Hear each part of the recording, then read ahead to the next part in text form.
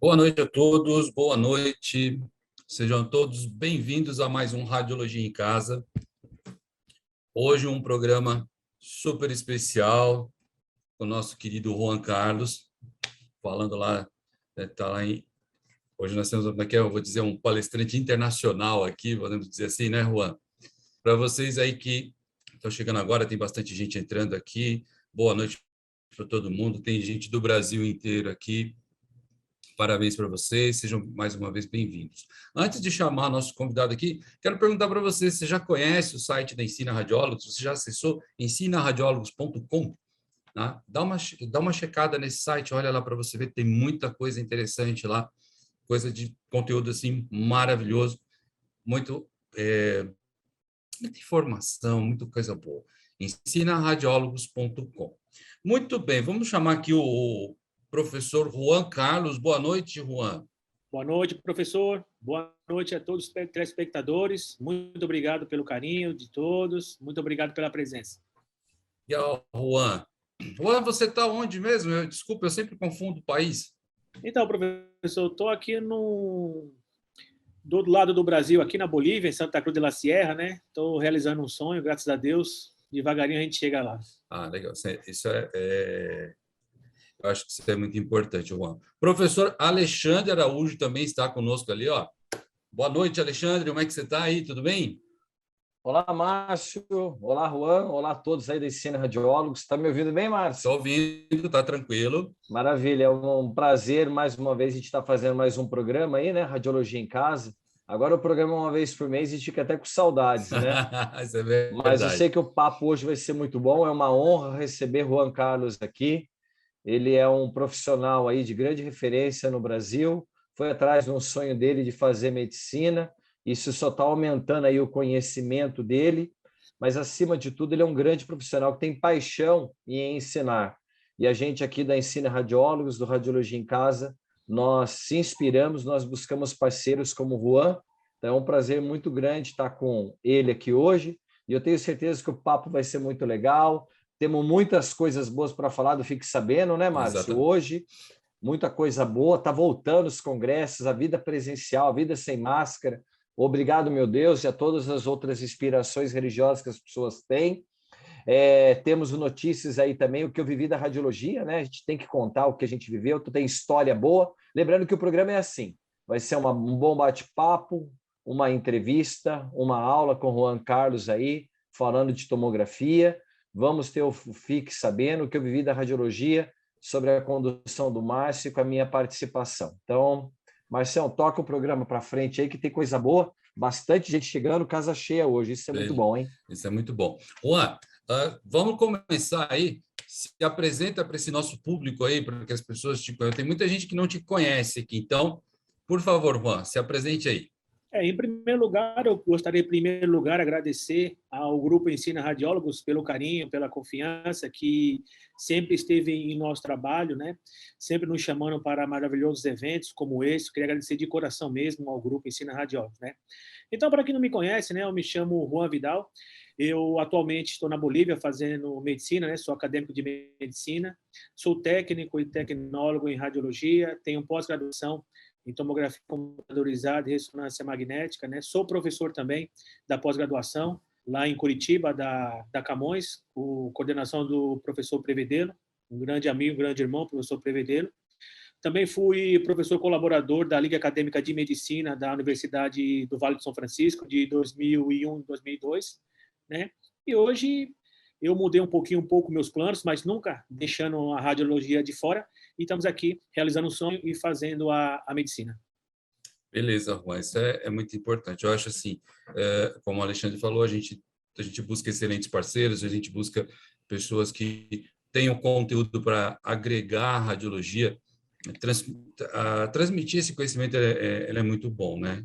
E conhecimento, conteúdo de qualidade que é sempre importante. Bom, Juan, nós vamos falar hoje da parte de reconstrução, né? E, assim, antes da gente entrar exatamente nesse tópico, a gente sabe que exame de tomografia ele tem uma relação muito grande, principalmente com a patologia que nós vamos estudar, com as reconstruções que precisam fazer. Então, assim, como é que você diria, eu até montei uma perguntinha aqui para você, né? A importância de se conhecer patologias, né?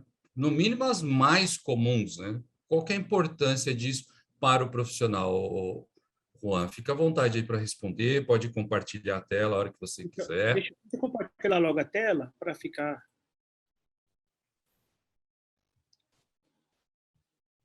Consegue ver, professor, direitinho a tela?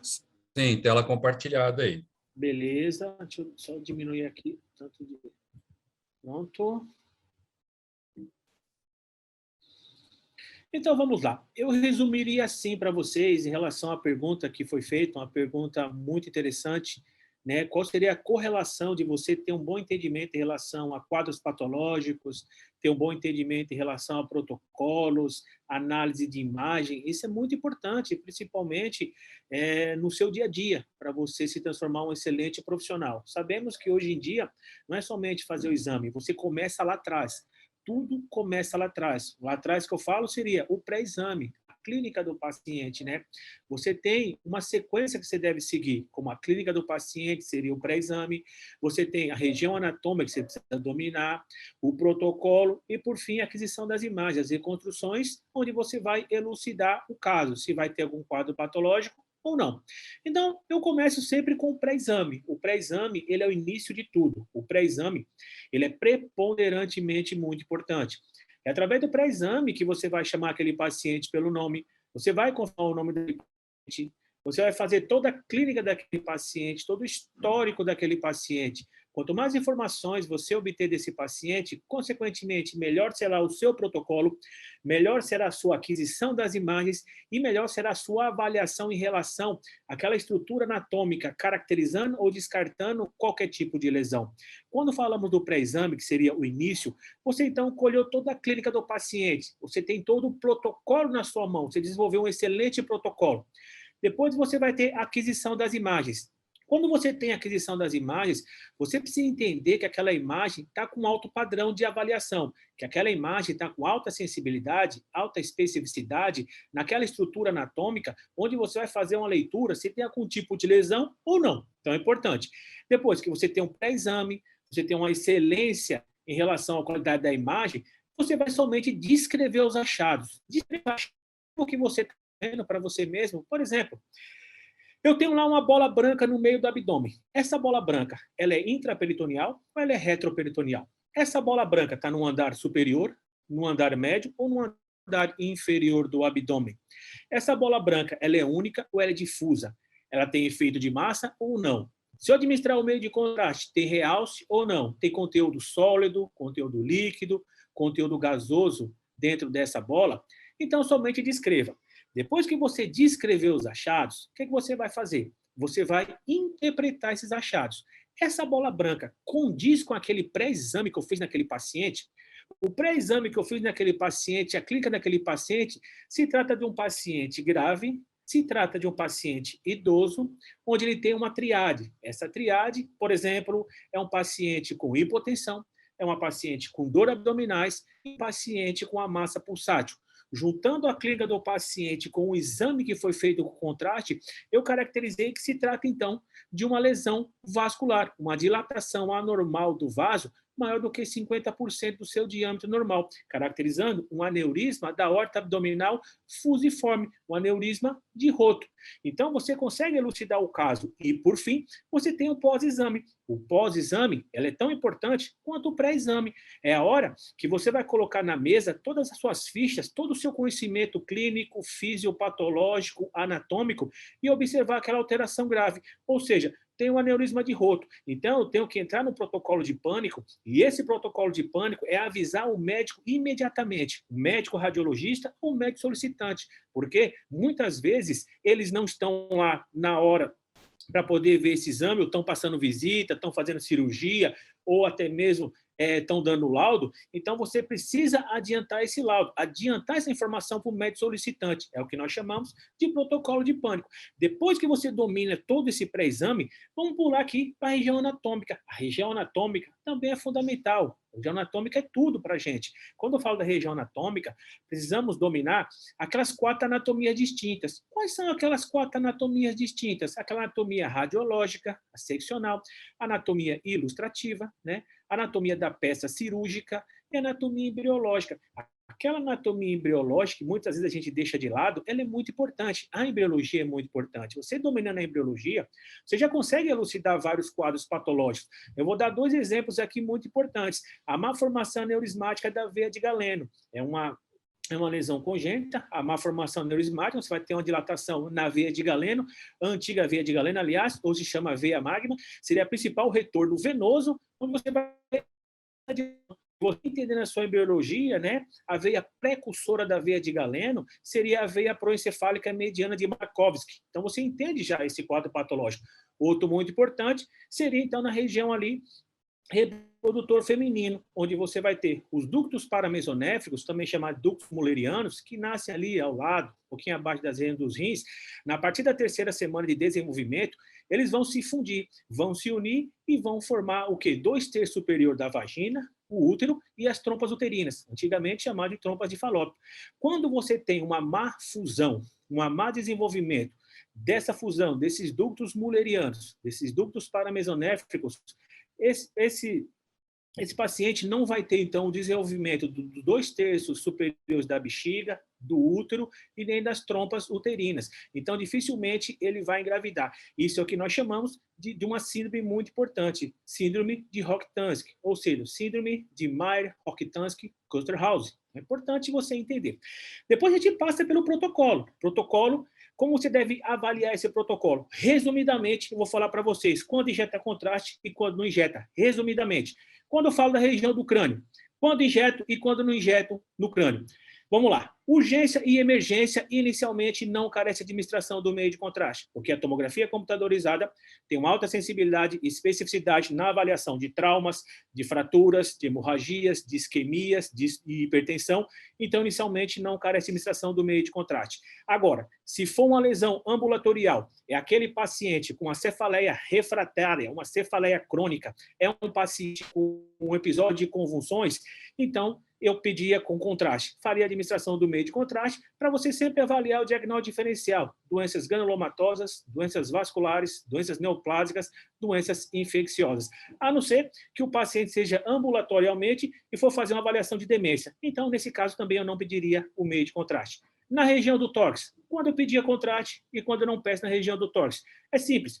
Em relação a doenças do parênquima pulmonar. Em relação a doenças do parênquima pulmonar, inicialmente não carece de administração do meio de contraste. Você vai fazer uma avaliação em DPLC, você vai fazer uma avaliação principalmente ali tuberculose, pneumonia, a não ser que você tenha um nódulo pulmonar. Aí você começa a avaliar esse nódulo, se vai precisar ou não da administração do meio de contraste. Agora, se é uma lesão vascular, se é uma lesão mediastinal e é uma lesão de base pleural, aí precisa da administração do meio de contraste. Quando falamos de abdômen, injetar ou não, o ideal seria todos os exames de abdômen com contraste.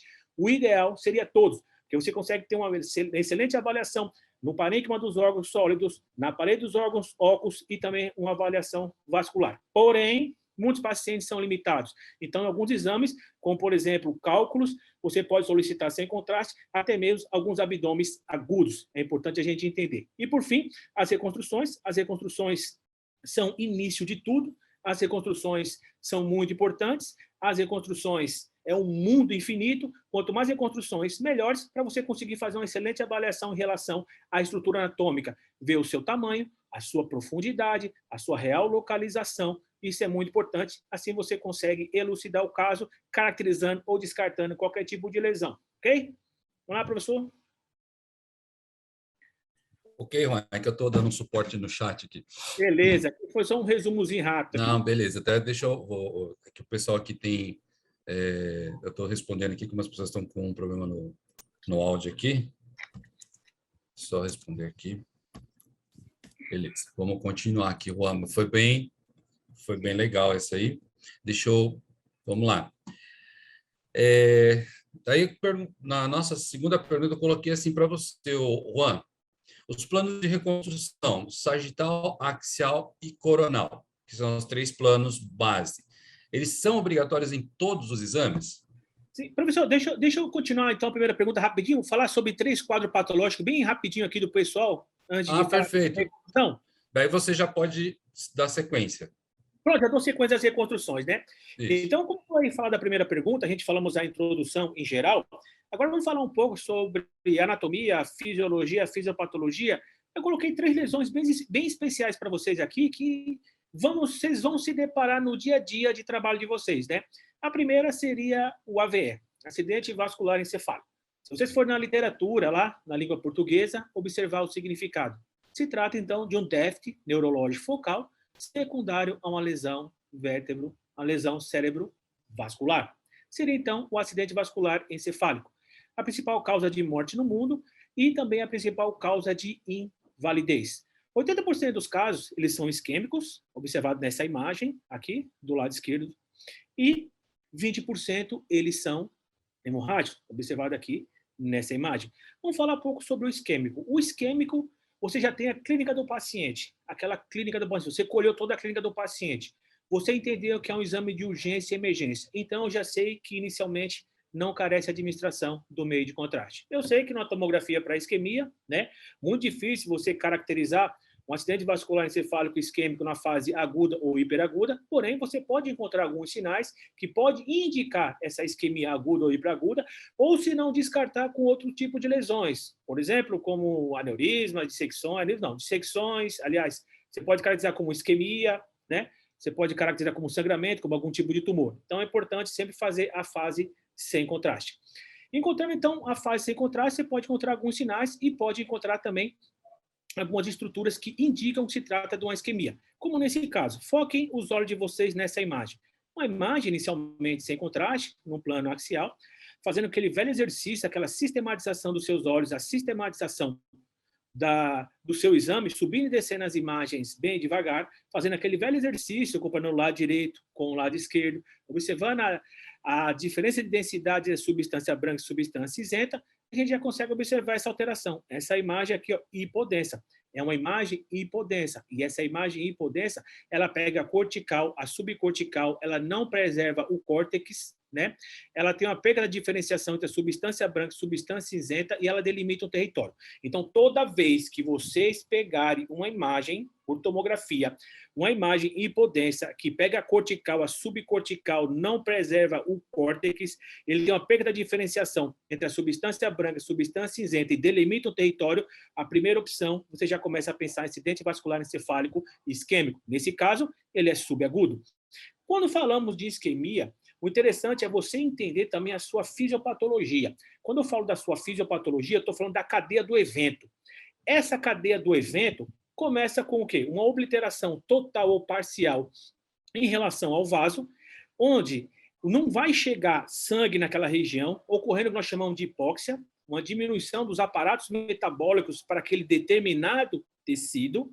Essa hipóxia vai ter uma diminuição dos aparatos metabólicos, né? Essa região, não vai chegar energia, não chegando energia, a bomba de potássio e de sódio não funciona, a célula vai trazer para dentro dela mais sódio, mais cálcio, ela vai aumentar o seu tamanho, é o que nós chamamos de edema citotóxico.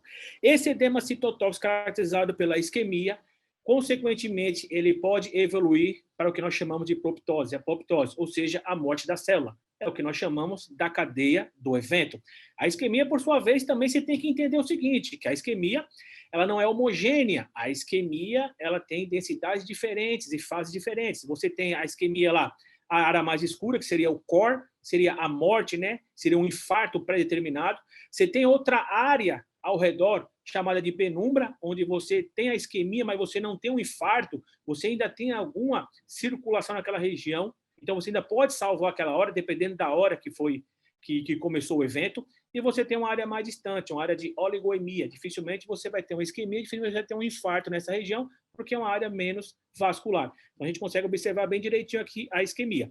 A isquemia tem as suas fases também que você precisa entender. Você tem a fase hiperaguda, aguda, que seria o ictus, o déficit neurológico, né, o déficit motor. Você tem a fase subaguda, que seria essa fase aqui, seria a fase complicada, onde você pode ter... Nesse caso, você vai ter o efeito de massa, né? Você vai ter o efeito de massa e você pode ter a complicação da complicação, que seria a transformação hemorrágica. E, por fim, você vai ter a fase mais distal, mais tardia, né? Aquela fase tem a morte da célula, a morte do tecido, encefalomalácia. E você tem aqui a hemorragia. A hemorragia, você tem diversas causas. Nesse caso, do exemplo da gente aqui, dessa patologia, que é muito bom a gente entender, é que você tem aqui uma hemorragia intraparenquimatosa, uma hemorragia central, uma hemorragia intraparenquimatosa. Essa hemorragia, ela ocorreu principalmente através de hipertensão, são pacientes hipertensivos, onde pacientes hipertensivos desenvolvem pequenos aneurismas. Esses aneurismas são ramificações, né, das artérias principais do polígono de Willis, artéria cerebral anterior, artéria cerebral média, né, que acabam tendo pico de hipertensão, acabam se rompendo e inundando de sangue, um sangramento aqui, ó, você pode observar agudo. Então, nós temos aqui um sangramento agudo. E também a gente precisa entender as fases do sangramento. Tem um sangramento hiperagudo, sangramento agudo, sangramento subagudo precoce, subagudo tardio, e também nós temos o sangramento mais tardio, seria as fases do sangramento e também as suas composições. Então, nós temos o sangramento hiperagudo, né? O sangramento hiperagudo, onde você tem a sua composição do sangue, a oxohemoglobina. Você tem o sangramento agudo, esse sangramento agudo, a sua composição do sangue, você tem, então, a desoxohemoglobina, né? Você tem o sangramento subagudo mais precoce, onde você vai ter, então, alguns componentes em relação ao sangue. Você tem um subagudo tardio e você tem o sangramento mais tardio, né? Que seria a hemocederina. Então, é importante a gente compreender. Nesse caso, você vê, então, a imagem inicialmente sem contraste, porque se trata de um exame de urgência. Você vê, então, essa imagem, essa bolinha pintadinha de branco, é um coágulo retraído, é um sangramento retraído, né? Sangramento agudo, porque tem uma aglomeração aí de hemoglobina, de aglomeração de ferro, onde barra mais a radiação, barrando mais a radiação, fica pintadinho de branco. Então, a sua localização é na região talâmica, fazendo aquele velho exercício lado direito, lado esquerdo. Você pode observar que fica na região do tálamo. O tálamo, por sua vez, se trata do diencéfalo. O diencéfalo são divididos em 5 porções: tálamo, epitálamo, hipotálamo, subtálamo e metatálamo. Então, você tem essas divisões. O tálamo seria a maior parte da região do diencéfalo. Então, você pode observar que tem nessa região. Você tem a sua vascularização. No polo superior, são ramificações da artéria cerebral anterior. Esse, nas regiões laterais aqui, ó, você na lateral tanto medial e nessa parte mais lateral, as irrigações são ramificações da artéria cerebral posterior, P1 e P2, ou seja, segmento P1, segmento mesencefálico, segmento P2, segmento ambiens, e na parte inferior, aqui, ó, na sua parte mais inferior, você vai ter a irrigação da artéria coroideia anterior, que é uma ramificação direta da artéria carótida interna. Aí, para você entender tudo isso, a gente colocou rapidamente aqui o polígono de Willis e suas reconstruções, já falando também de reconstruções que o professor pediu. As reconstruções são muito importantes. Observe as reconstruções por tomografia, que é em MIP e em 3D. Observe a perfeição da ilustração, como é bem parecido com a ilustração. Então, para vocês fazerem essas reconstruções, um excelente protocolo, você precisa dominar essa anatomia, né? Dominar a anatomia, principalmente quando falamos do encéfalo, a anatomia da circulação anterior e da circulação posterior. A circulação anterior, circulação carotídeo, e a circulação posterior, a circulação vértebro-basilar. Tudo começa lá embaixo, começa na altura do arco aórtico. O arco aórtico é uma das 3 divisões da artéria torácica. Essa divisão ela é feita por uma linha imaginária. Essa linha imaginária é o que nós chamamos de linha imaginária transtorácica horizontal de Lewing. É uma linha que passa na sua parte anterior, na articulação manubro-esternal, no ângulo de Lois, até a região da vértebra de D4 e D5. Vai fazer a divisão do arco aórtico, da aorta ascendente e da aorta descendente. Também faz a divisão da traqueia em broncofonte direito, broncofonte esquerdo. Também faz a divisão do tronco da artéria pulmonar em artéria pulmonar direita e artéria pulmonar esquerda. E, principalmente, faz a divisão do mediastino superior para o mediastino inferior. Então, você vai ter o arco aórtico, você vai subir, então, as artérias carótidas. Artéria carótida direita comum ou primitiva, direita nasce diretamente do tronco braquicefálico, a esquerda nasce diretamente do arco aórtico. Vão subir pelo pescoço.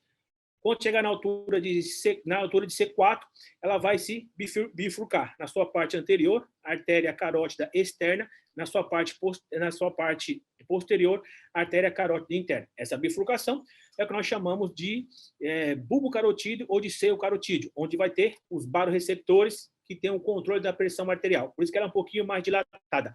E passa também 2 pares de nervos cranianos muito importantes. O nono, glossofaringe, e o 10º, o vago. O vago, descendo pelo pescoço, ele vai formar o que nós chamamos de paquete nervo vascular. Esse paquete nervo vascular são 3 estruturas juntas, uma artéria, uma veia e também um nervo. Então é importante a gente entender o nervo vago, a artéria carótida e a veia jugular. Então é importante você entender esse paquete nervo vascular. Então a artéria carótida posterior, ela vai continuar subindo, ela vai se insinuar para dentro do encéfalo através da parte inferior do osso temporal, passando pelo canal carotídeo. Se insinua para dentro do encéfalo, né? Ela vai se insinuar aqui para dentro do encéfalo, formando uma estrutura em S. Essa estrutura em S, chamada de sifão carotídeo, antigamente chamada de sifão de Edgar Muniz. Ela continua subindo, e quando chegar na altura do sulco lateral ou da fissura silviana, ela vai emitir seus últimos 4 ramos. A artéria cerebral média, a artéria cerebral anterior, a artéria coroideia anterior e a artéria comunicante posterior. Aí seria a circulação anterior. Agora, a circulação posterior, a circulação vétero-basilar. Começa lá embaixo também. São ramificações da artéria subclávia, onde vai subir as artérias vertebrais, vai subir pelo pescoço, passando pelo forame do processo transverso das vértebras cervicais, a partir de C6, vai se insinuar para dentro do encéfalo, através do forame magno, passando pela linha do forame magno, também chamada de linha de McGray, também chamada. Continua subindo. Quando chegar na região aqui, ó, da parte inferior do clivo, ou também na altura do sulco bulbopontino, ela vai se fundir. Antes disso, emite algumas ramificações. A paica, artéria cerebelar ínfero-posterior, né? E também ela emite a artéria espinal. Quando chegar na altura da parte inferior do clivo, ou seja, na altura do sulco bulbopontino, vai se transformar a artéria basilar. Essa artéria basilar vai ter outras ramificações. A AICA, artéria cerebelar anterior, ela vai ter também pequenas arteríolas, chamadas de artérias pontes. Ela vai emitir sua última ramificação, a artéria cerebelar superior, e, por fim, a artéria cerebral posterior, que vai se unir diretamente com a circulação anterior e vai formar o que nós chamamos de polígono de Willis, o circuito cerebral, uma imagem geométrica formada por 9 lados, um enágono. É uma imagem formada por 2 artérias cerebrais posteriores, 2 comunicantes posteriores, 2 carótidas internas, 2 cerebrais anteriores e a comunicante anterior, formando, então, um polígono de Willis, formando, então, uma imagem geométrica de 9 lados. Muito importante. As reconstruções também são muito importantes. Olha a reconstrução em MIP. A reconstrução em MIP é o máxima intensidade em projeção. Uma reconstrução onde você vai utilizar em estruturas com densidades altas, principalmente o osso e também os vasos, quando tem um pico máximo de concentração de contraste.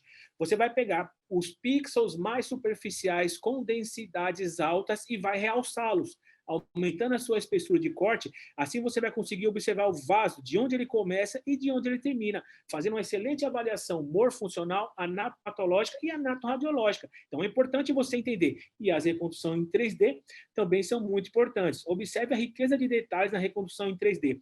O interessante é que as reconstruções em 3D, você consegue pegar estruturas com densidades próximas e colori-las com cores diferentes. Assim você consegue separar o vaso normal do vaso doente, como você pode observar esse aneurisma aqui nessa região. Observe esse aneurisma aqui na região supraclinoide. Então é bem interessante. Temos também a patologia do, relacionando aqui com as reconstruções, o TEP, né? Se vocês observarem na literatura também, o TEP, né? Se trata de uma síndrome clínica fisiopatológica que resulta na obliteração total ou parcial da circulação arterial por um ou vários êmbolos, na grande maioria das vezes oriundo dos membros inferiores.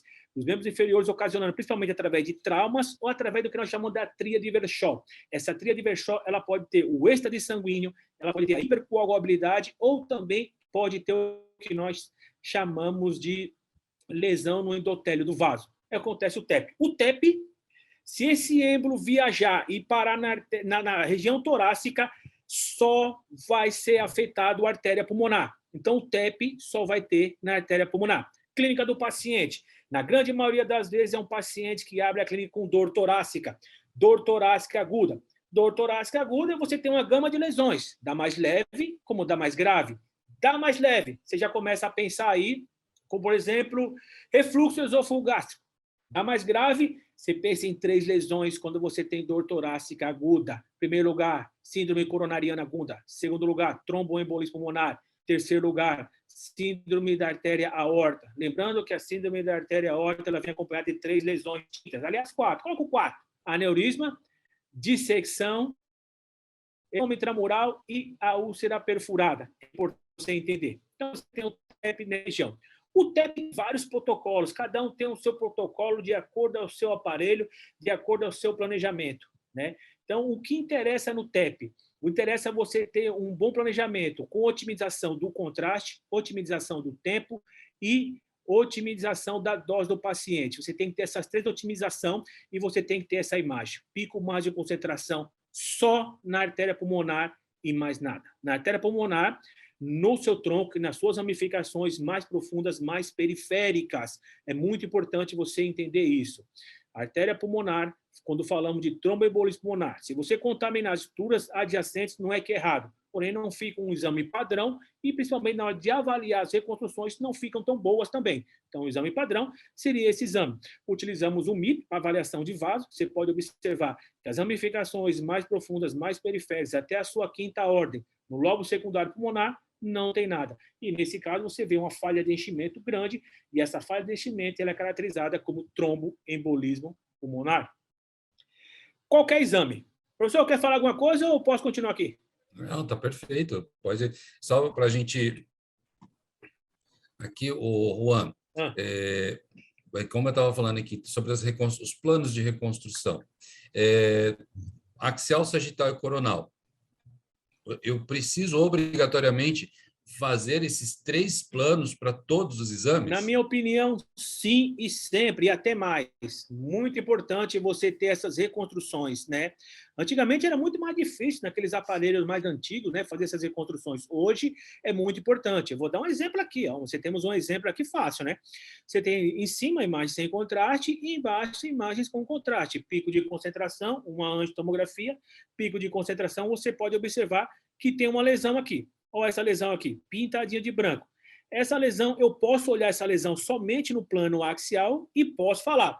Isso pode ser um tumor, isso pode ser um aneurisma, isso pode ser uma MAVE, isso pode ser um sangramento, uma hemorragia, pode ser uma gama de lesões. As reconstruções são muito importantes. Através da mudança de plano, né, no MPR, por exemplo, no coronal e no sagital, você pode observar, então, que a lesão, você vai observar, então, de onde nasce essa lesão, de onde ela termina, né?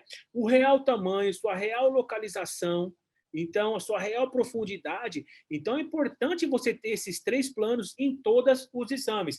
Muitas vezes você tem um exame e está com a dúvida ali, você joga o coronal, joga o sagital, joga lá plano partes ósseas, joga o oblíquo. Quanto mais recursos você tiver para qualquer tipo de exame, melhor. É muito importante todas as reconstruções em todos os exames. Independente se você olhou e não encontrou nada no exame, no axial, deixei para lá. Faça, que é muito importante. Utilize todos os recursos que você tiver para poder você elucidar ou você aí descartar qualquer tipo de lesão. É muito importante. Aqui, professor, vou continuar aqui na pergunta, já aproveitar nas reconstruções e mostrar um caso lá bem interessante, envolvendo quase todas as reconstruções, que é muito importante, né? Combinado. Aí você terminando essa parte de reconstrução, eu vou chamar o Alexandre para fazer uma interação com a gente. Perfeito, é rapidinho, só essa parte aqui. Então, vamos lá. Em relação aqui às reconstruções, que elas são muito importantes. Eu tenho um caso aqui bem interessante, um caso patológico. Nesse caso aqui, se trata de aneurisma. Aneurisma, o que aneurisma? O significado de aneurisma? Aneurisma são dilatações anormal do vaso. Quando falamos da mudança da morfologia, que seria aneurisma fusiforme, se trata de uma dilatação anormal maior do que 50% do diâmetro normal do vaso, menor do que 50% ectasia. Beleza. Aneurisma, a sua morfologia, nós temos várias. Temos o sacular, que forma as circulações na parede do vaso. Nós temos o fusiforme, que acompanha a parede do vaso. Ele não tem colo e tem um aspecto de um losango. Você tem o aneurisma de Roth, onde você tem o rompimento das 3 camadas da artéria, a túnica íntima, a túnica média e a túnica adventícia, inundando de sangue ao redor ali do vaso. E você tem um oncótico, micótico, e você tem também os aneurismas ali dissecantes. É importante você entender. Principais causas. Nós temos os aneurismas congênitos e os adquiridos. Quando falamos dos adquiridos, nós temos aneurismas hipertensivos, né?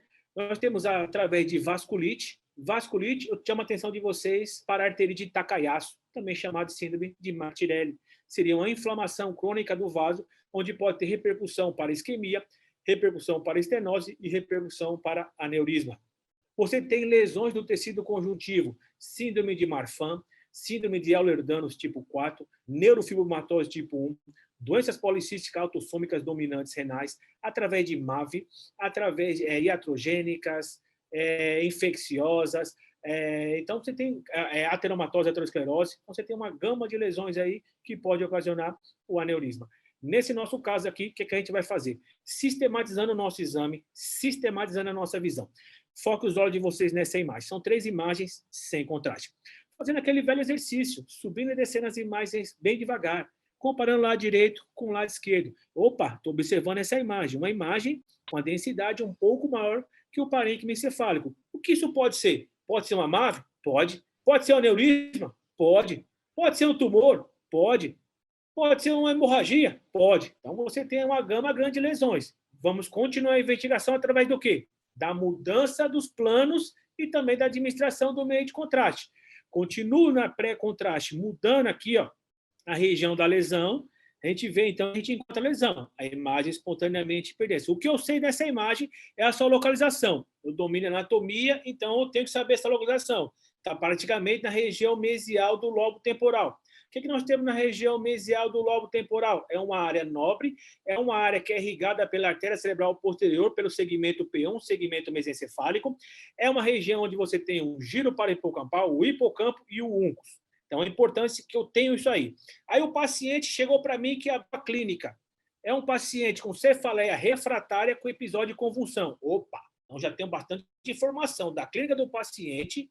Eu fiz o pré-exame, eu vi a alteração, eu vi a localização da alteração. Vamos continuar a investigação? Beleza. O que vamos fazer? A angiotomografia. Vamos fazer a angiotomografia. A angiotomografia foi feita, né? Observamos as imagens. Encheu o vaso, encheu. Então, aqui, ó, tá cheio, né?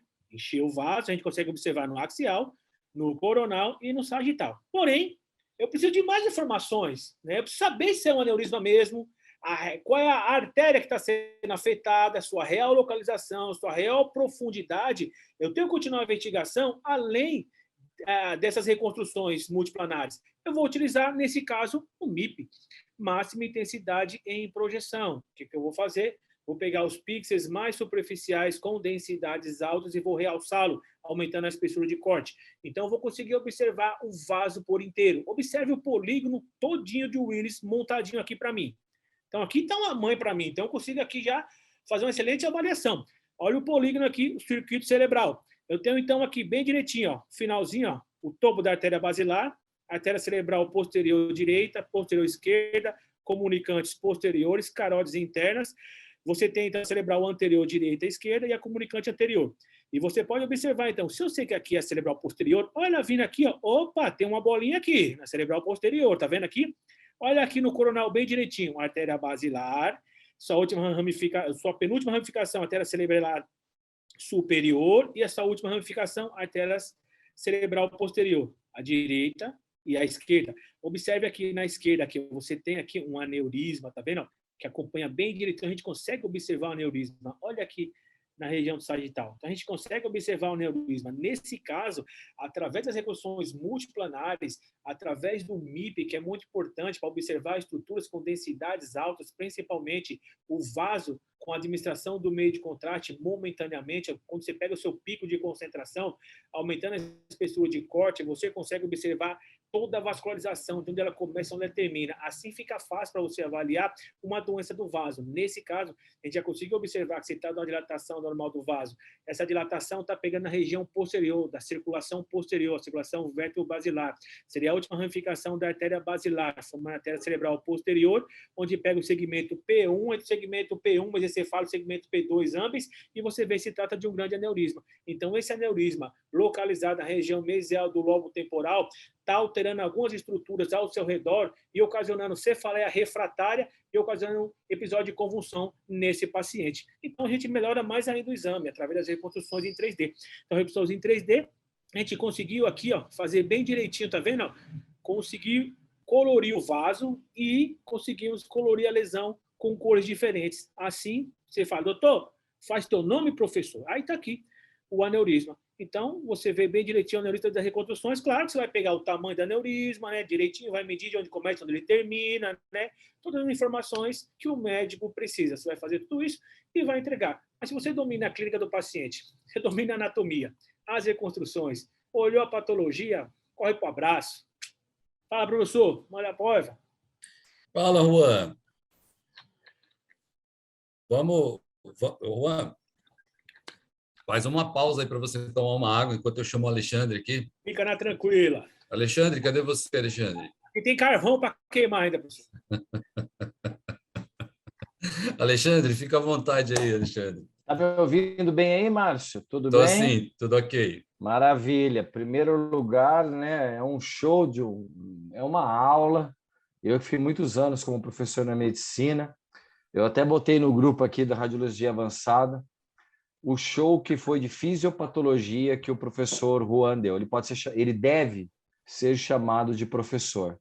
Eu acho que deve mais chamar a atenção dos nossos ouvintes aqui hoje, os colegas da radiologia, quantos são os desafios que a gente tem que ter de conhecimento de anatomia e fisiologia humana, que o professor Juan trouxe tudo junto, falando de fisiopatologia, associando a imagem.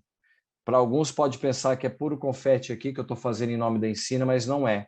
Eu fiquei 5 anos trabalhando com um dos anatomistas mais importantes do Brasil, que é o professor Magno César. Ele é um dos anatomistas mais importantes do Brasil na atualidade.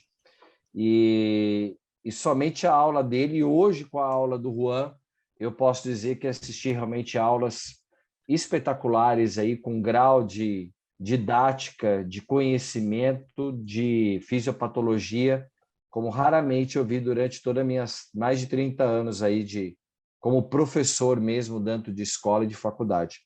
Mas muito bem. Alguns comentários importantes para poder melhor ilustrar aí a apresentação. Juan foi muito cirúrgico aqui, quando lhe disse que, quando você perguntou para ele, você acha que deve ter reformatação, reconstrução aí, sempre quando há nas imagens? E ele foi muito cirúrgico em dizer que sim. Isso é tão sério, porque os aparelhos mais modernos hoje, isso da época que eu estava na Toshiba, 7 anos atrás, a Toshiba que sempre foi a detectora de mais avanço na parte de tomografia computadorizada, os equipamentos modernos, eles já vêm com programas, com softwares que permitem, induzem ou muitas vezes obrigam a você ter reconstrução já assim quando você termina a sua aquisição de imagens, ou seja, você já tem essas imagens, todas elas em diferentes planos. Isso quer dizer o quê? Que obriga ainda muito mais nós, operadores, a ainda pegar essas imagens e fazer reconstruções, segmentações dessas reconstruções, ainda com mais especificidade na área de interesse e, como muito também bem colocado pelo Juan, nas patologias de interesse. E muitas vezes, não só sagital, coronal, como ele colocou bem, algumas imagens oblíquas, seguindo ou a anatomia daquela estrutura que está sendo estudada, ou a anatomia associada ao comportamento da lesão com reconstruções oblíquas de acordo, se não com a patologia ou e sim com anatomia, ou as duas coisas acontecendo ao mesmo tempo. Então, foi um ponto, eu acho que muito importante aí para ser ilustrado. Outro ponto que eu não poderia deixar de falar, a parte da riqueza de anatomia, lógico que quem estava ouvindo a gente não conseguiu aproveitar tudo, mas o grau de didática foi muito alto, a gente está vendo nos elogios do chat, mas eu não poderia deixar de citar, viu, Juan? Tanto Hipócrates, né, que é o pai aí dos primeiros estudos de anatomia, junto com o Imhotep, né? Hipócrates e Imhotep são os primeiros estudiosos da anatomia, ficaram muito felizes em ver tua aula hoje e também os estudiosos mais recentes, que é Da Vinci, né, Leonardo da Vinci, junto com Vesalius, né, que foram dois grandes estudiosos recentes, devem ter falado, puta merda, cara, valeu a pena de começar a estudar anatomia, que tem muita gente boa. Foi um show, quem está assistindo está elogiando muito. Temos grandes amigos, mas eu vou citar dois nomes que estão presentes aqui hoje, Cláudio Caetano e Galtieri, estão aí prestigiando a nossa aula, dois grandes estudiosos, Dois e mestres muitos aí, outros. dois mestres irmão.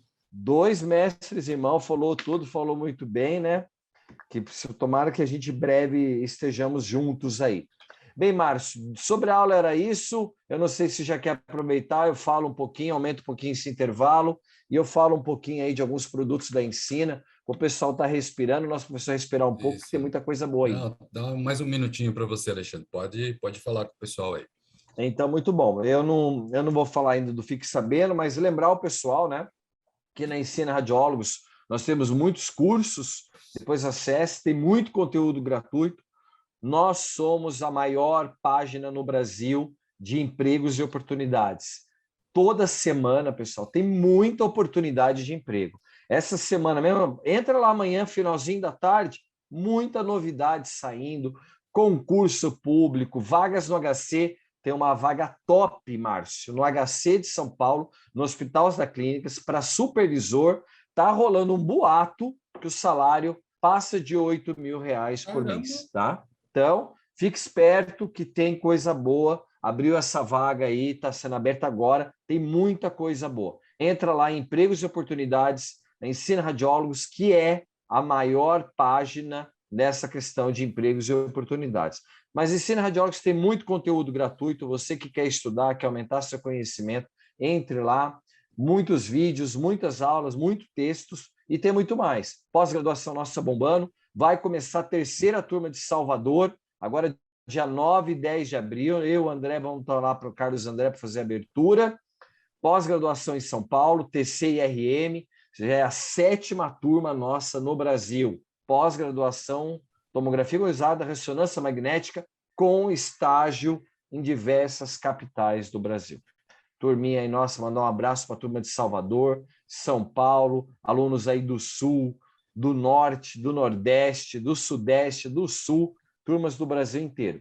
Outra grande novidade que a gente não pode deixar de falar, pós-graduação, pós-técnico, tudo regulamentado, registrado no MEC, pós-graduação, pós-técnico nosso, acabou de sair a autorização para radioterapia, pós-técnico separado, são dois cursos diferentes, de medicina nuclear, pós-graduação em radioterapia e dosimetrista, também pela Ensina Radiólogos, e uma outra pós em medicina nuclear. Entra no nosso site, tem muita coisa boa lá, e está começando a formar turmas, já fechou algumas parcerias para todo o Brasil, tá bom? Mas depois lembra de mostrar o nosso livro. Você que está numa escola técnica, numa faculdade, ou que tem um curso, ou faz parte de um grupo de um curso, lembrar que a Ensina Radiólogos tem muito conteúdo pronto para você poder conhecer sobre a parte de tomografia, ressonância, técnicas, mamo, muita coisa ainda para a gente poder falar. Depois lembra de mostrar o livro nosso e vamos continuar aí com o professor, depois a gente dá mais recados aí no Fique Sabendo. Perfeito. Juan, vamos continuar aqui. Professor, Juan já respirou. Oi. Beleza, antes de começar, eu queria mandar um abraço aqui, o professor Emerson está no plantão, mandar uma mensagem para mim. Abração, professor, um cara aqui fenomenal também, junto com o Frazão, o Lúcio. Os caras são fenomenal. Jorge, Adriano são os caras que estão aqui no coração. Mano Derval, os caras são monstros. Então, estão me ajudando sempre aqui também. Eu não podia deixar de falar deles. Beleza, Juan. Tranquilo. Bom, Juan, é o seguinte, as próximas duas perguntas, elas meio que se encaixam. Então, eu já vou falar para você as duas, que daí você aborda melhor. Bom, a primeira parte da pergunta, eu queria que você mostrasse as reconstruções MIP 3D, né? Mas, assim, a pergunta mostre uma patologia em que as reconstruções adicionais, como MIP e 3D, são indispensáveis. E a outra pergunta qual a relação do conhecimento anátomo-fisiológico com o protocolo e pós-processamento? Fique à vontade, Juan. Beleza, professor. Vamos começar o seguinte, professor. Vamos falar o seguinte. Se você quer dominar uma reconstrução, dominar um excelente protocolo, as reconstruções, na grande maioria, né, você faz em cima muito, que isso é muito bonito, que é muito importante, em cima da anatomia vascular. Para você entender um protocolo, né, a sua fisiologia, a sua fisiopatologia de uma anatomia, né, vascular, você tem que dominar, né, a pequena e a grande circulação. Né? A pequena e a grande circulação são fundamentais, são preponderantemente muito importantes, né, para você conseguir elaborar um excelente protocolo, o tempo de contraste, né, aquisição das imagens, para você conseguir pegar uma excelência. Então, você tem que dominar a pequena e a grande circulação. Quando eu falo da pequena e grande circulação, eu coloquei essa ilustração aqui para a gente falar rapidamente, para a gente ter um bom entendimento, né? Nós temos aqui, então, a gente começa com o sangue. O sangue, praticamente, ele é água, né? O sangue é água, né, praticamente, e ele tem 4 componentes. O sangue ele é formado pelo plasma sanguíneo, você tem as plaquetas, você tem os glóbulos brancos, que são os leucócitos, você tem os glóbulos vermelhos, que são as hemácias. E esse sangue, esse líquido, para percorrer todo o organismo, para nutrir as células mais distais, mais periféricas do organismo, ele precisa de uma bomba, ele precisa de uma força. E essa bomba é o que nós chamamos de coração. O coração seria uma bomba, e toda bomba precisa de um circuito elétrico. E o circuito elétrico do coração é o eletrocardiograma. E o eletrocardiograma, você dominando esse eletrocardiograma, lendo esse eletrocardiograma, você vai dominar as duas fases principais dos batimentos cardíacos, a sístole e a diástole, principalmente uma avaliação de uma coronariana. Então, é importante, né? Então, você tem o coração é esse órgão aqui, ó, mediastinal, ele tem 3 camadas, o endocárdio, o miocárdio e o pericárdio. Ele, na sua localização, nas suas laterais, nós temos os campos pleuropulmonares, na sua parte superior temos grandes vasos, na sua parte inferior nós temos o diafragma, na sua parte anterior nós temos o externo e temos as cartilagens dos arcos costais, e na sua parte posterior nós temos aqui a aorta, nós temos a traqueia, nós temos o esôfago, então seria a localização do coração. O coração também tem algumas divisões, ele tem 2 câmaras no andar superior e 2 câmaras no andar inferior. As 2 câmaras no andar superior são os átrios, que recebem o sangue, e as 2 câmaras no andar inferior são os ventrículos, que expulsam o sangue do coração, entre aspas. Ele tem uma divisão do lado direito e do lado esquerdo, através de um septo átrio ventricular. O lado direito viaja o sangue pobre em oxigênio, rico em dióxido de carbono, e do lado esquerdo viaja o sangue rico em oxigênio. Ele também tem algumas válvulas, as válvulas que comunicam o átrio aos ventrículos. Do lado direito, comunica o átrio direito com o ventrículo direito, nós temos a válvula tricúspide. E do lado esquerdo, que comunica o átrio esquerdo com o ventrículo esquerdo, nós temos a mitral ou bicúspide. Então, seriam as válvulas. Temos também outras válvulas que comunicam aqui o ventrículo direito com a artéria pulmonar, seria a válvula pulmonar, e temos a válvula que faz a comunicação do ventrículo esquerdo através da aorta, que seria então o que nós chamamos de válvula aórtica ou válvula semilunar. Então nós temos aqui a configuração anatômica do coração. Agora vamos entender a sua fisiologia. Então você tem o sangue da cava superior e da cava inferior. A cava superior é que vai fazer todo o retorno venoso da cabeça, do pescoço, da face, de todos os membros superiores e do tórax. E você vai ter também a cava inferior, que vai fazer o retorno venoso dos membros inferiores, da bacia e do abdômen. As duas vão se insinuar para dentro aqui do átrio direito. Se insinua para dentro do átrio direito, esse sangue rico em dióxido de carbono passa pela primeira válvula. Essa primeira válvula é o que nós chamamos de válvula tricúspide e chega na região do ventrículo direito. Do ventrículo direito, esse sangue é bombeado para a artéria pulmonar, passando pela válvula pulmonar. Exatamente. A artéria pulmonar viaja o sangue venoso. Muito importante você entender isso. Viaja o sangue venoso, a artéria pulmonar, e vai chegar na região do pulmão. Chegando na região do pulmão, vai chegar na região mais distal, que seria o lóbulo secundário pulmonar. Esse lóbulo secundário pulmonar, onde se localiza os alvéolos pulmonares. E esses alvéolos pulmonares vai pegar esse sangue venoso vindo da artéria pulmonar e vai fazer a sua transformação, a hematose. E essa hematose ela é feita através de 3 grandes princípios, ou seja, a área dos alvéolos pulmonares, se você abrir os alvéolos pulmonares, eles têm em média 70 a 100 metros quadrados, é muito grande, se você abrir um do lado do outro, através dos princípios dos gases, chamado lei de Dalton, e também através de um processo químico-físico chamado de difusão. Então, esse sangue ele é levado à arterial através de 4 grandes veias pulmonares e se insinua para dentro da região do átrio esquerdo. Do átrio esquerdo, ele passa para outra válvula, chamada de mitral. Passando pela mitral, ele chega no ventrículo esquerdo. Do ventrículo esquerdo, esse coração bombeia com muita força esse sangue, passando pela válvula aórtica ou válvula semilunar, chegando na artéria aorta. E a artéria aorta distribui esse sangue com pressão, com oxigenação, os aparatos metabólicos para todas as células do organismo. É importante você entender essa pequena e essa grande circulação. É muito importante, né? O conhecimento ele é muito importante também você entender no pós-processamento desde o começo. Como eu falo para vocês, é desde o começo, né?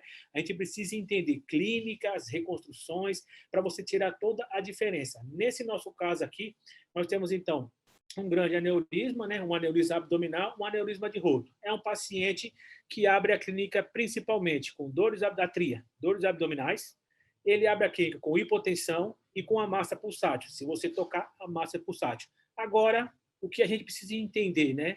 O que nós precisamos entender é o seguinte: se esse paciente é um paciente hemodinamicamente instável ou hemodinamicamente estável.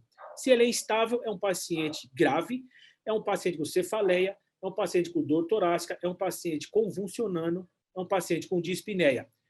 Fez o exame a pré-contraste, observou que esse paciente, né, tem aneurisma de roto, direto para o bloco cirúrgico. Agora, se esse paciente chega para você, é um paciente hemodinamicamente estável, então você continua a investigação. Como? A administração do meio de contraste, fazendo tomografia. Nesse caso, o pico de concentração na artéria aorta. E nesse caso, a gente consegue observar, então, o pico de concentração, o grande aneurisma. Você pode observar, então, que ao redor você tem aqui, ó, um líquido paraótico e também você tem uma massa aqui, ó, juntando o fluido do abdômen junto com o sangue, formando aqui uma massa na região retroperitoneal, dando uma elevação em relação ao rim do lado direito, caracterizando, então, o aneurisma de roto. As reconstruções são muito importantes, principalmente as reconstruções em MIP e as reconstruções em 3D. Né? Porque, nesse caso desse aneurisma, se o paciente ele é hemodinamicamente estável, aliás, a gente administra o meio de contraste, não é só administrar o meio de contraste. Vamos ter que fazer as reconstruções. É muito importante. Por quê? Porque a tomografia existe classificações, localizações, tamanhos. É muito importante para a conduta desse paciente. Então, se você observou a tomografia, faça todas as reconstruções, MIP, oblíqua, tudo que você tiver de recurso, né? Por quê? No aneurisma, quando você tem o aneurisma abdominal, o que você precisa entender? O médico precisa entender através das reconstruções. A sua classificação de Crawford. Qual que é a sua classificação de Crawford? Se é um aneurisma que é da aorta torácica, da aorta abdominal, se pega a torácica, pega a abdominal. Tem que saber isso, que indica a conduta. Você tem que saber se esse aneurisma abdominal ele é em relação à artéria renal. Se ele é suprarrenal, infrarrenal, pararrenal ou justa-renal. Nas reconstruções eu vou entender isso. E, principalmente, você vai ter que medir esse aneurisma. Você vai pegar aqui a maior distância, né? Na transversal, na horizontal, a maior distância você vai ter que fazer. Você vai ter que mostrar, através das reconstruções, a distância do colo proximal até as renais, do colo distal até as renais, a distância, o tamanho, né, e a distância em relação às ilíacas, né? Se tem trombo mural, se tem calcificações, ateromatose, aterosclerose. Você vai observar se tem eminência de ruptura, o sinal lá que nós chamamos, né, uma hiperdensidade, o sinal do crescente, né, hiperdenso, sinal da casca de cebola. Observar a descontinuidade em relação ao aneurisma, a descontinuidade em relação ao aneurisma, chamada de outro sinal, que eu não estou lembrado agora, mas daqui a pouco eu lembro. né? Então, tem que saber essas reconstruções, que é muito importante. Sem as reconstruções, não tem como o médico saber o tamanho do aneurisma, sua real localização, sua real profundidade, né? De onde ele começa, de onde ele termina. Então, você precisa entender. E para as reconstruções, é importantíssimo no aneurisma você ter o MIP, como eu mostrei para vocês aqui, ó, você tem que ter o MIP, é importante o MIP e o 3D. Não tem como você não fazer essas reconstruções, principalmente em lesões vasculares.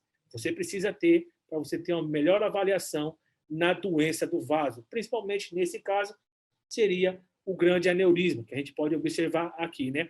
O sinal que eu acabei de lembrar, que eu tinha esquecido, é o sinal da tangencial. Não gosto de deixar nada devendo, não. O sinal da tangencial. Veio aqui na mente agora. Aí, outra também aqui, muito importante também, que é as reconstruções. Doença do vaso abdominal ainda também. Olha a riqueza de detalhes das reconstruções de 3D. Olha só a riqueza de detalhes que a gente consegue observar aí a lesão. Então, nós temos aqui a aorta normal, uma aorta normal, abdominal. Aqui nós temos a aorta doente, juntamente, ocasionando obliteração total na sua ramificação, ou seja, na artéria ilíaca. Tá vendo? Bem direitinho a artéria ilíaca. Então, você tem a artéria aorta está doente, junto com as ilíacas. Que doença é essa? A principal doença dos idosos, a ateromatose ou aterosclerose. São calcificações na túnica íntima do vaso. Lembrando que o vaso, ele tem 3 camadas. A túnica íntima, intimamente em contato com o sangue, tecido endotelial.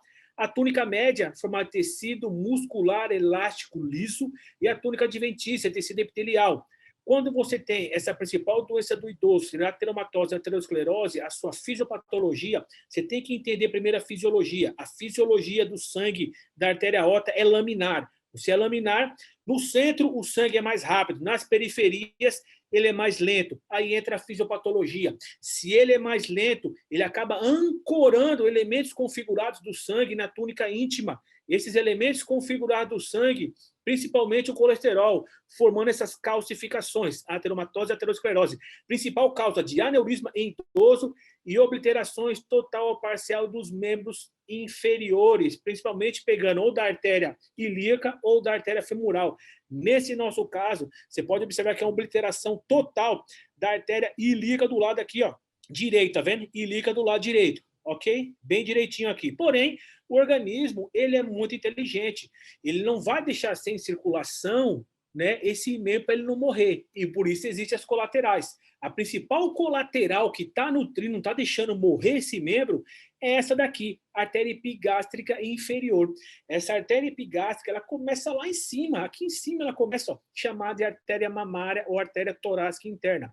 Ela desce paralelo ao mediastino, fazendo anastomose, a ligação normal com as artérias costais e a artéria do externo, ajuda a nutrir o miocárdio. Quando chega no diafragma, ela se transforma em artéria epigástrica superior, continua descendo. Quando chegar na crista ilíaca, a artéria epigástrica inferior e vai fazer anastomose, a ligação normal com a artéria ilíaca aqui, ó, com a artéria ilíaca externa. Nesse caso, ela se continua com a femoral para poder continuar a sua vascularização e não deixar esse membro morrer.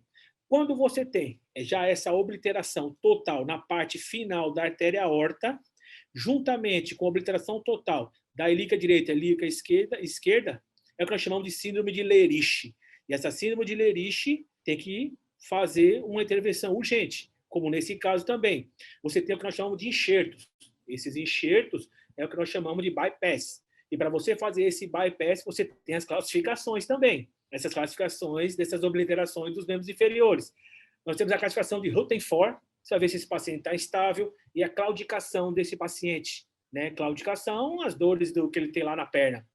Você tem a classificação de Fontaine, tipo de claudicação.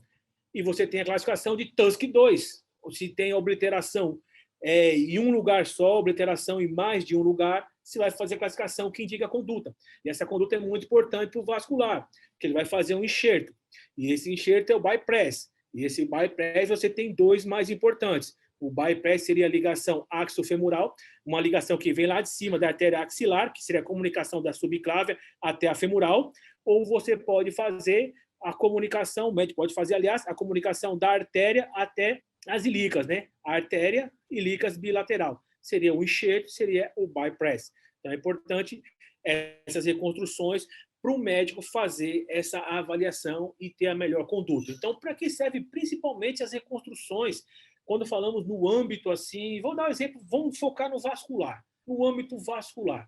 As reconstruções são muito importantes, o MIP, a 3D, né, que são reconstruções diferentes do MPR, são muito importantes, né, porque você vai conseguir observar o vaso por inteiro, você vai observar se há lesão mesmo, o tamanho dessa lesão, a real localização, que isso é muito importante e se indica conduta, e a conduta do paciente é muito importante. Se você deixar de fazer uma reconstrução, às vezes, uma simples reconstruções pode mudar completamente o planejamento do médico solicitante e complicar esse paciente. Então, temos que utilizar todos os recursos que você pode ter na sua máquina para você mostrar a melhor imagem, a melhor estrutura elucidada, caracterizando ou descartando qualquer tipo de lesão. Tenho certeza que você será um profissional super, hiper diferenciado. Começando com a clínica, a anatomia, o melhor protocolo, observando as melhores reconstruções e cravando ali o laudo. Isso aí é com vocês. Tenho certeza que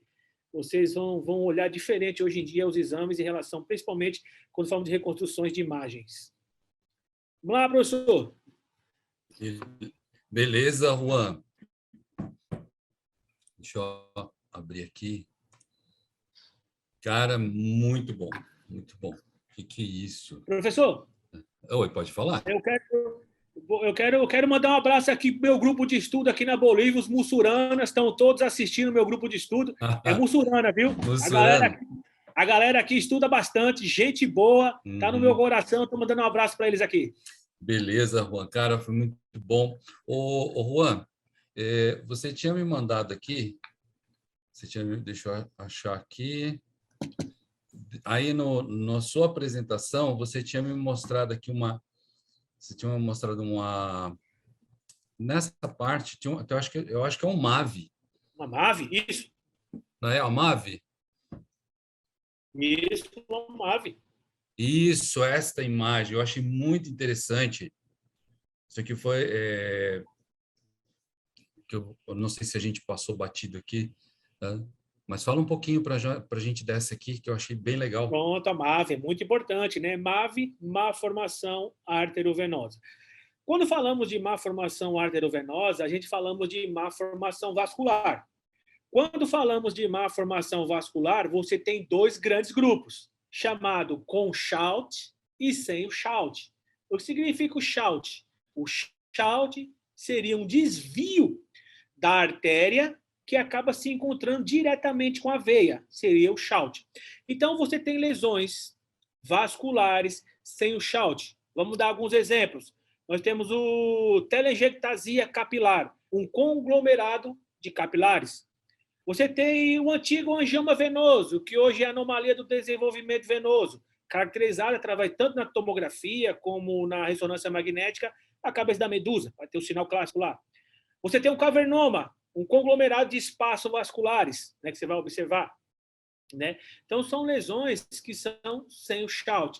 E temos as lesões com shout, que tem um desvio, a artéria com veia. Nós temos esse nosso exemplo, a malformação arterovenosa pial, também chamada de malformação arterovenosa parenquimatosa. Nós temos as fístulas durais e nós temos a malformação neurismática da veia de Galeno. Observando essa nossa imagem, vamos focar então na malformação vascular. Observou o paciente, sugestiva de malformação vascular, protocolo.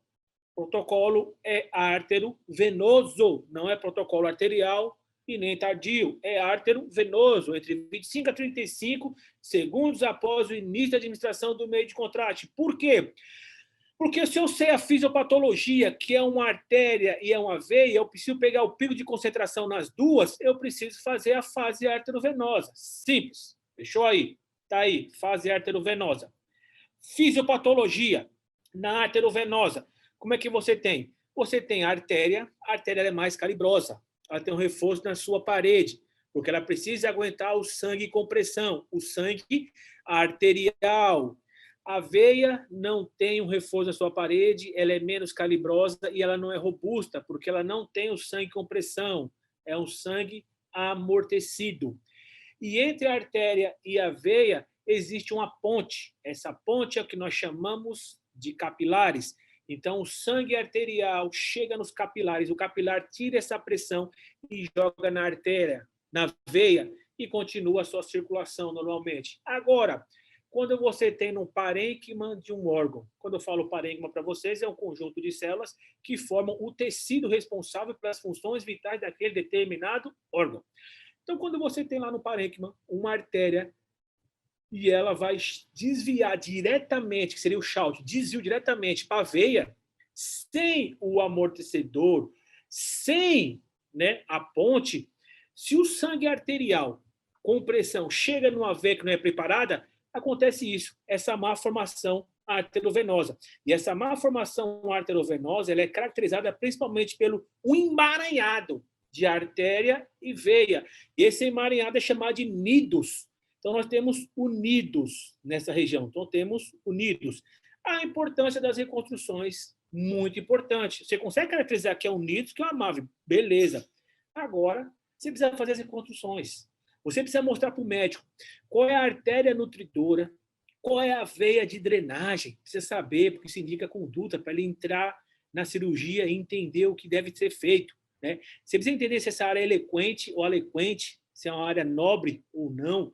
Você tem classificações de acordo com o tamanho do nidos. Então, é importante a gente entender. Nesse caso, você pode observar esse emaranhado aqui, tá vendo? De vaso, com pico de concentração, numa fase arterovenosa. Fizemos as reconstruções em 3D e MIP. Você pode observar que sempre esse vaso mais dilatado é a veia, sempre será a veia, presta atenção, e os mais fininhos são as artérias. Isso é importante você entender na MAVE, na má formação arterovenosa. Então, você tem a clínica do paciente, você tem, então, a administração do meio de contraste na fase arterovenosa, você tem a fisiopatologia, você tem as lesões vasculares com o shout, sem o shout, né, que seria com o shout, que você tem um desvio e tem a comunicação de artéria com veia, as reconstruções. Você vai mostrar a área que está sendo afetada, o tamanho desse nidos, né, que isso indica conduta, se é uma conduta já clínica, né, ou se é uma conduta mais cirúrgica, né, uma abordagem cirúrgica. Então, é muito importante você entender o protocolo, a clínica, a fisiopatologia e entender essa lesão vascular. Para você não cair no diagnóstico diferencial, né? Você tem vários diagnósticos diferenciais aí, né? Que você pode pensar em angiopatia proliferativa também, que é bem parecido, né? Outros tipos de lesões, então é importante. Agora, se você sabe a fisiologia, depois se você entende a fisiologia do vaso, você entende a fisiopatologia, administra o meio de contraste, numa fase correta, com a bomba injetora, de uma tomografia, um aparelho rápido, né? Você vai conseguir fazer as reconstruções e conseguir caracterizar e que se trata, então, de uma MAVE. Caracterizou a MAVE, faz as reconstruções, começa a apontar aí onde é a artéria, onde é a veia. A veia sempre vai ser essas mais dilatada e você vai observar a artéria, fazendo as obliterações, fazendo a mudança aí das reconstruções MPR, fazendo aí as reconstruções em coronal sagital, acompanhando o vasozinho para ver qual é a artéria. Muitas vezes essa artéria é bem fininha e fica difícil de ver, mas através do MIP, mais intensidade de projeção, fazendo os oblíquos, você vai acompanhar de onde vem essas artérias. Para você acompanhar essa artéria, aí você tem que dominar também o polígono de Willis. Dominando o polígono de Willis, você vai ver de onde sai uma, sai outra, e vai saber qual é a artéria que está sendo nutrido esse nidos aí, esse ninho de minhoca que nós chamamos. Perfeito, Juan, perfeito. Cara, não podia deixar passar batida essa MAVE de jeito nenhum. Maravilhosa isso aqui. Bom, vamos chamar nosso colega, o professor Alexandre, novamente, para fazer mais uma interação com a gente aqui. Ó, Alexandre, ó. Ô, Márcio, só estou divertido na aula, hein? Essa parte da MAVE aí, vou falar a verdade para você, foi um show, hein, cara? Muito bom. O pessoal está elogiando muito no chat, são mais de 250 participantes ao vivo, né? Que a gente tem, fora o pessoal que se inscreveu aí, que vai estar depois assistindo também outros canais com a gente. E tem um pessoal que está assistindo em grupo também, né, professor? Tem muita gente assistindo em grupo, né, também. Aí... Ah, que maravilha!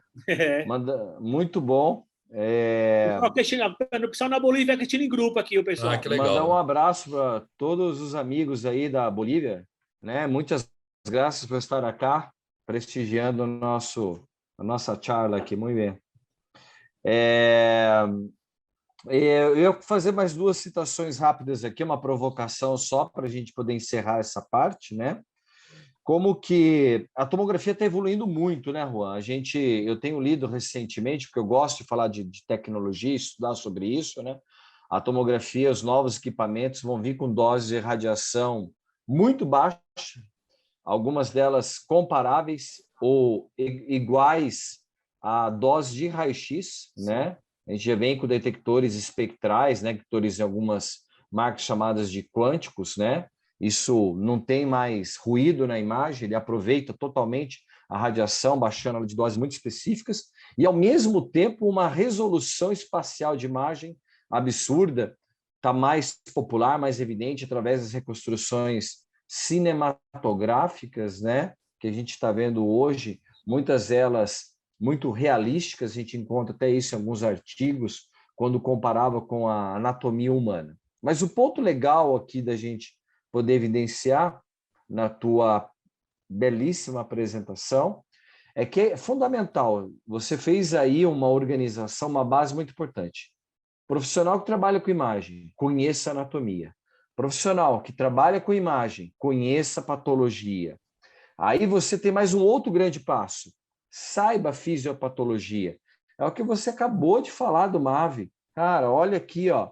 Patologicamente, eu tenho essa dilatação muito mais prevalente da parte da veia, quando eu falo de doença arteriovenosa, né, fazendo uma correlação com a parte da patologia, que a gente habitualmente pode, na maioria das vezes, pode ter o inverso, e saber para o médico ter imagens, reconstruções, informações que mostram, olha, aqui é artéria, aqui é veia, aqui eu tenho um novelo, isso tem uma relação direta com os principais segmentos do círculo arterial do cérebro, que você colocou muito bem, como polígono de Willis.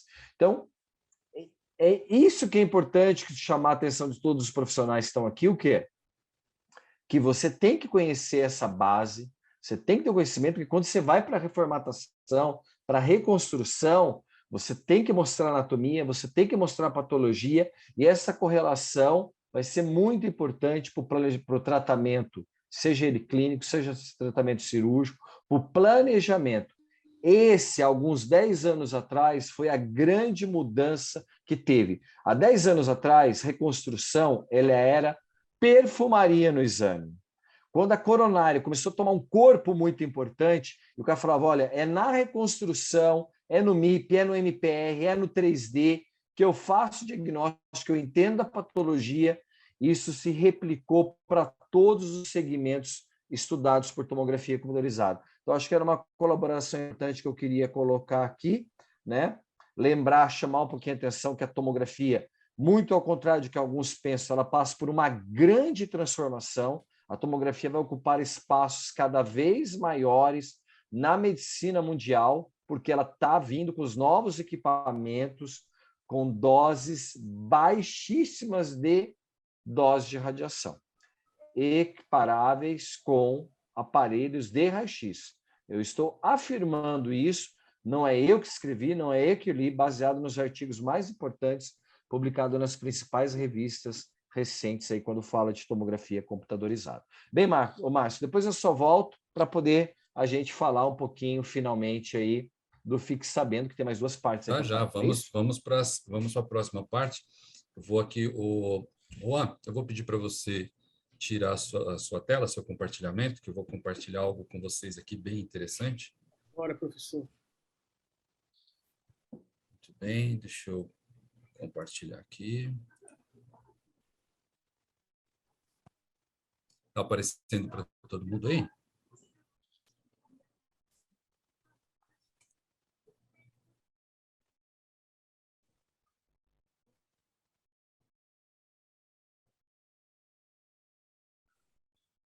Não está aparecendo não, viu, Márcio? Não, espera aí. Enquanto você prepara aí, vamos saudando os amigos aqui, ó. Paraguai, Bolívia, do Brasil inteiro. Muita gente aí prestigiando você, meu amigo. Saudade, deve estar com saudade de você, da Paraíba. Galtieri, deve estar até trabalhando, cara. O homem está até trabalhando. Aparecer aqui no vídeo da gente, muita gente, totalmente. Tinha gente anotando muita coisa. Salvador, Bahia, onde a gente tem mais alunos da pós-graduação.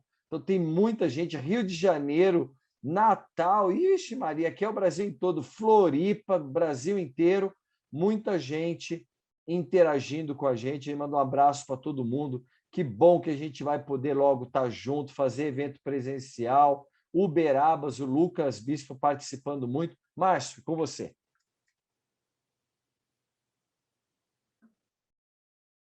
Está sem áudio.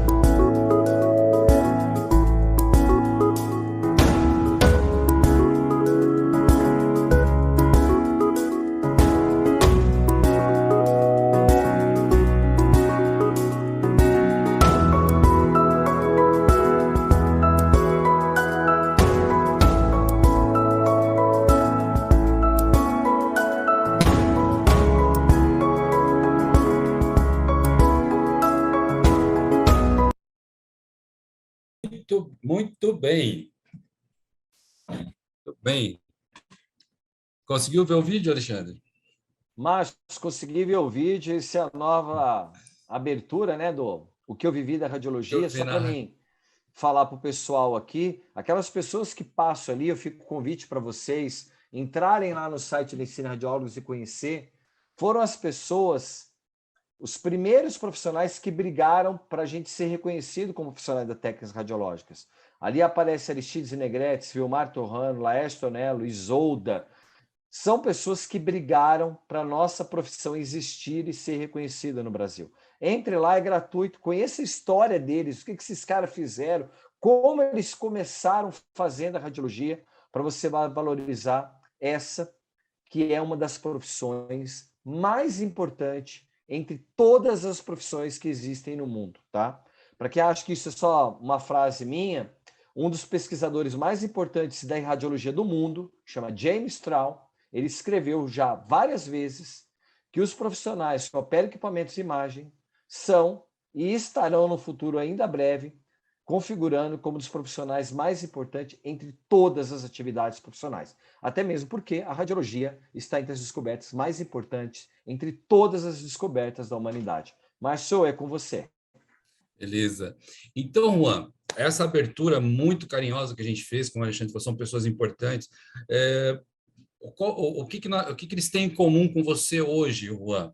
Eles contribuíram muito, eles ensinaram e eles compartilharam, dividiram um pouquinho da história deles conosco lá no site da Ensina.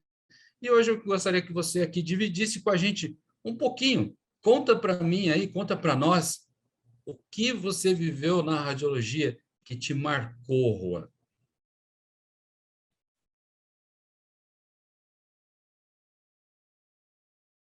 Juan, está me ouvindo?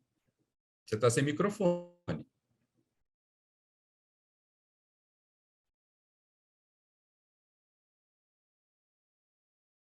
Liga seu microfone, Juan.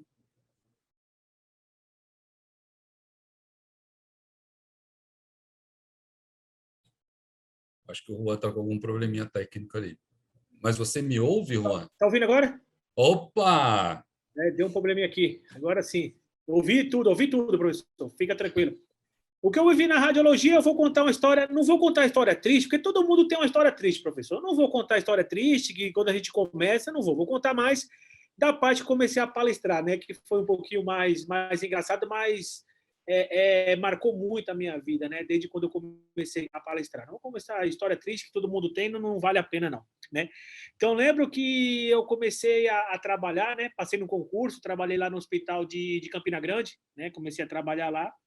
Comecei a fazer tomografia, feijão com arroz, como todo mundo, ganhando seu dinheiro, sentado, ia para casa e acabou-se, né? Aí eu lembro que chegou um pessoal, uns médicos, tinha acabado, né, de fazer a residência, né? Chama a atenção deles, Dr. Ramonia de Miranda, né, que é o meu mestre, o meu mentor em relação a muita coisa, né? Me ensinou muito. Falou, Juan, estou fazendo uns cursos aí, bora lá com a gente para você assistir. Falei, vou nada, professor, vou nada, estou sentado aqui ganhando meu dinheiro, eu vou fazer curso nada, deixa eu quietinho. Não, vamos lá, vamos lá. Falei, beleza, né, vamos lá. Aí no primeiro dia que eu fui ver, aí eu sentei na cadeira, na frente, comecei a ver, né? Comecei a admirar o jeito dele de palestrar, o jeito de falar, o jeito de se expressar, o jeito de colocar as aulas. Falei, nossa, professor, aí eu comecei a gostar, comecei a ir direto, estudando em casa. Aí um dia ele chegou para mim, Juan, tá pronto para palestrar? Eu tô não, professor, tô nada, eu não sou disso não. Aí a gente foi numa palestra, ele chegou, né? Pegou o microfone, toma, Juan, vem aqui falar na frente de todo mundo, né? Auditório cheio, professor. Fiquei envergonhado demais. Falei, puta merda. Começamos, né? Comecei para a JPR. Em 2017, eu fui para a JPR. Mestre Erivaldo entrando na história, né? Aí cheguei lá, mestre Erivaldo. Tá, professor.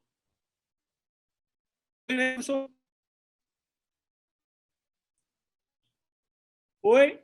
Oi, tá travando seu áudio. Tá ouvindo aí, professor, agora? Agora estou ouvindo. Tá dando uma quedinha de sinal aqui, mas vamos embora, né? Onde eu parei mesmo, no mestre Erivaldo, vocês escutaram? Sim, que ele te colocou para palestrar lá de improviso.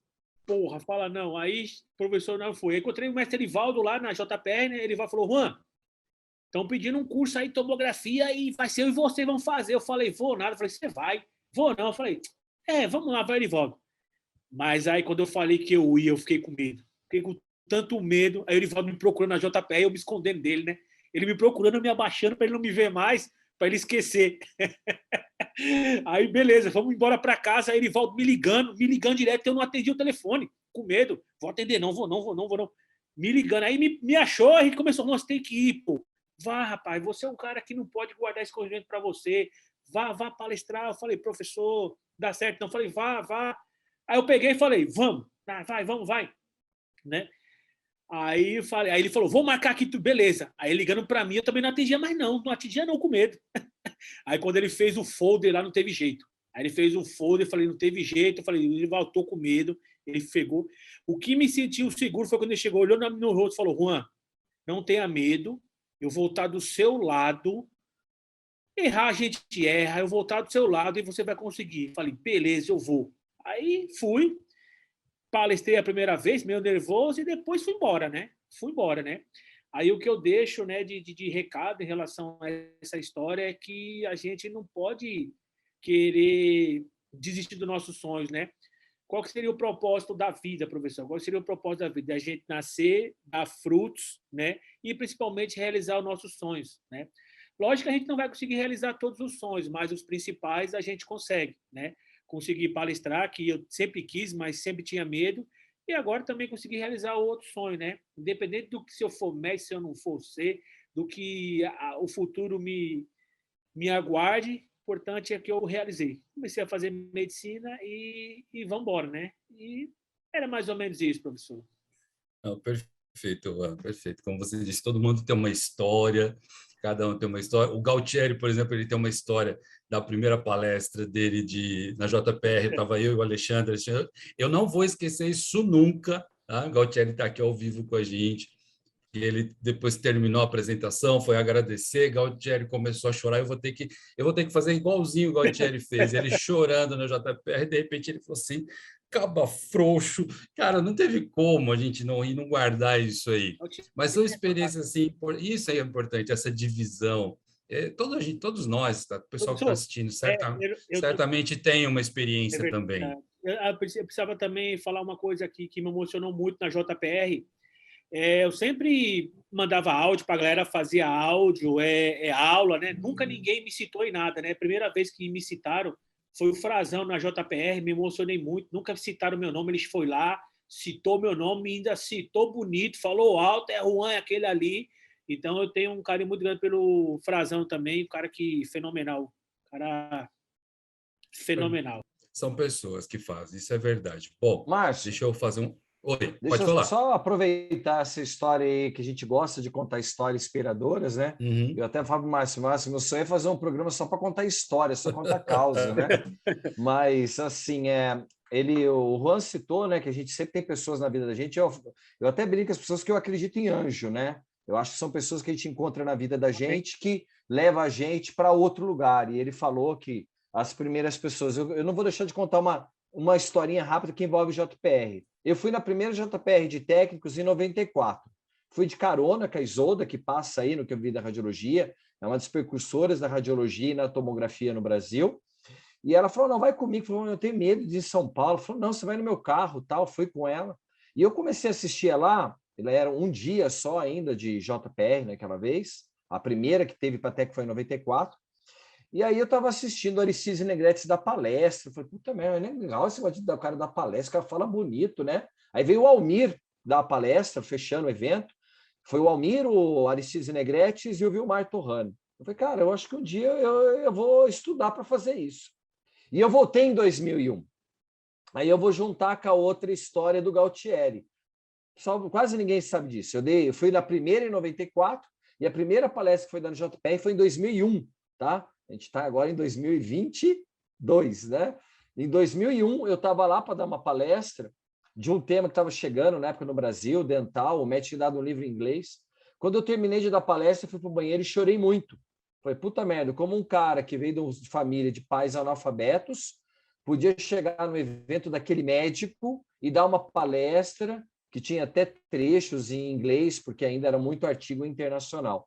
Então, eu estou contando isso para a gente validar um pouquinho essa questão de histórias inspiradoras, que lugares, pessoas abrem as portas para a gente, indiferente de qualquer tipo de citação, uma inspiração das outras pessoas, e o reconhecimento é muito importante. Então, acho que só para validar um pouquinho, por isso que a gente gosta do que eu vivi da radiologia.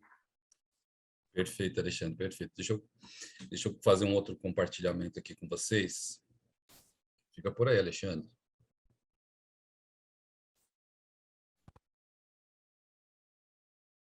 Espera aí. Só um minutinho.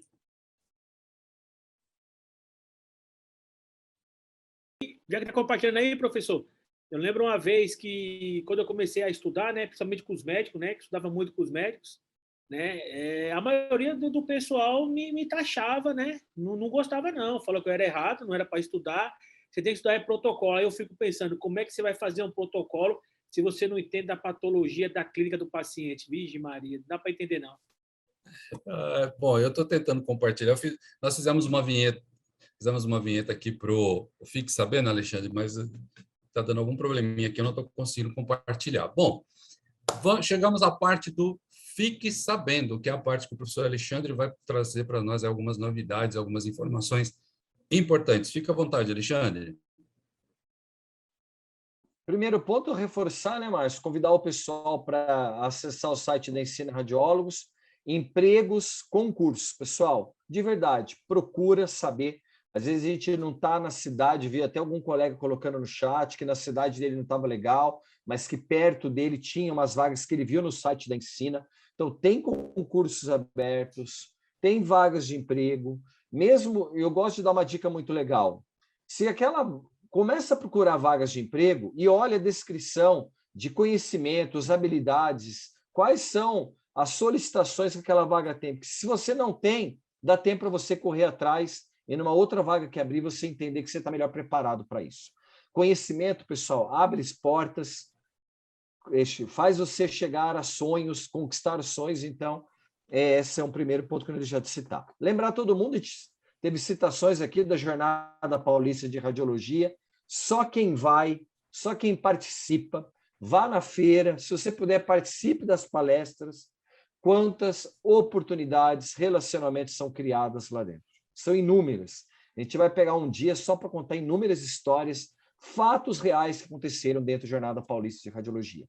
Empregos, amizades, outras oportunidades profissionais. Então, ela é uma das maiores feiras e eventos de radiologia do mundo, considerada a terceira maior do mundo, só perde para a americana e para a europeia.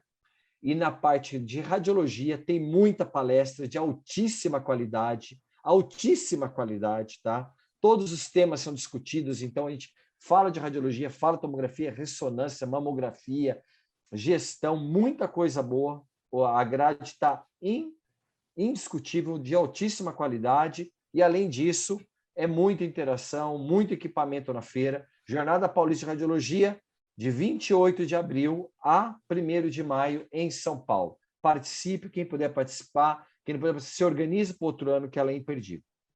Falando em evento importante, Márcio, não fique sabendo, 25 anos da Astrospar. Ela sempre fez grandes eventos lá na região do Sul, lá na região de Cascavel, Foz do Iguaçu. Esse ano é 25 anos de Astrospar, evento internacional, vai ter palestrantes internacionais, e é muito importante você que puder participe, é um grande evento, um grande encontro, grandes palestras, um evento com muita emoção, com muita amizade, com muito relacionamento também. A Ensina Radiólogos vai estar fazendo eventos em São Paulo, já estamos negociando para fazer um grande evento em São Paulo, Salvador, novembro que passou, 2021, mesmo no meio da pandemia, lotou Salvador. 350 vagas, uma semana antes estava lotado o evento. Então, São Paulo, São José dos Campos, Salvador já tem evento, em breve a gente vai soltar a agenda, estamos negociando com Belo Horizonte, estava conversando com o Mazola, de a gente fazer um evento lá no Sul, isso vai acontecer, Vitória, Belo Horizonte, muita coisa pela frente aí. Então, não fique sabendo, eu queria comentar um pouco mais isso. Quem está organizando evento por todo o Brasil, quiser um apoio da Ensina Radiólogos, ou quiser fazer uma parceria com a gente está aberto. O nosso objetivo é levar conhecimento a todo lugar, as melhores pessoas e as melhores informações. Era isso que eu tinha para dizer hoje, do mais, do Fique Sabendo aí. Perfeito, Alexandre, perfeito. Juan, agora vamos nós dois para o final do programa aqui. Para a gente finalizar, eu gostaria que você fechasse a sua apresentação, né? Você fizesse as suas considerações finais dessa brilhante, maravilhosa apresentação que você fez hoje. O conteúdo aqui foi assim de altíssimo nível. Então, para você fechar aí, você tem a palavra agora e depois você vai me ajudar a fazer um sorteio. Beleza, professor. Só falando novamente, né, agradecer o carinho que vocês sempre têm por mim, o Alexandre, você, a Rose, né, sempre me tratando bem. Eu queria agradecer muito esse carinho, né, a confiança que todos que estão assistindo têm em mim, que estão aqui até agora, todos que estão aqui até agora. Muito obrigado mesmo de coração, mesmo de coração. É muito gratificante ver as pessoas que gostam de você, estão aí para assistir o que você tem para falar. Então, a gente fica muito feliz, a gente fica muito agraciado com essas pessoas, né? Muito obrigado mesmo. E o que eu tenho para falar para as pessoas é sigam o seu sonho, né? Fiquem perto de pessoas que estão para agregar, são pessoas que sempre vão estar do seu lado, o que deve fazer, mas sempre do seu lado, apoiando, né? Essas pessoas são fundamentais na vida da gente. A gente temos que sempre ressaltar essas pessoas que estão para ajudar você. Né, procure realizar os seus sonhos também, que é muito importante, realizar os seus sonhos, que a vida ela é feita de sonhos. Se você não tiver um sonho, não faz sentido mais a vida. Então, sempre realizar os sonhos, né? Sabemos que é difícil, mas se você fizer um forcinho, muitas vezes você consegue, né?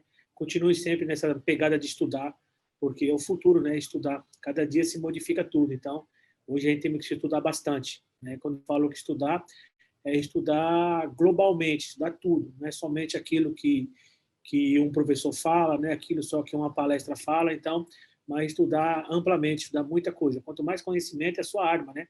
Então, quanto mais conhecimento, melhor para você, né? Você vai ser um cara diferenciado, você vai ser um cara especial na vida de muitas pessoas, né? Então, continue sempre na humildade de sempre, né? Que isso vai te levar longe. Sou um cara agraciado por Deus, né? Tem um cara que me ajudou, que vim para cá, foi o professor Eduardo também, não posso deixar de citar o nome dele, se não fosse ele também não estava aqui na Bolívia. E assim a gente vamos chegando, vamos indo devagarinho, né? Não é fácil você aprender outro idioma, você entender outro idioma do dia para a noite não é fácil, mas a gente devagarinho vai conseguindo. Então, o que eu deixo de recado é procure sempre realizar os seus sonhos. Como o professor Alexandre disse, também acredito em anjos e os anjos estão do nosso lado. Um grande beijo, fiquem com Deus, um grande abraço e até a próxima, meus amigos, professor. E é isso aí. Valeu, Juan, muito obrigado. Obrigado mesmo. Então, aqui, Juan, é o seguinte, eu vou rolando aqui a barrinha aqui dos comentários, das participações, tá? E a hora que você falar para parar, eu vou parar em cima de um nome aqui, essa pessoa vai ganhar um curso da Ensina Radiólogos, tá? Então, deixa eu me preparar aqui. Muito bem. Comecei, a hora que você quiser, Juan. Parou? Parou. Parou em Nilce Damasceno. Nilce Damasceno, que está participando com a gente aqui hoje, ganhou um curso da Ensina Radiólogos. Parabéns, Nilce. Parabéns.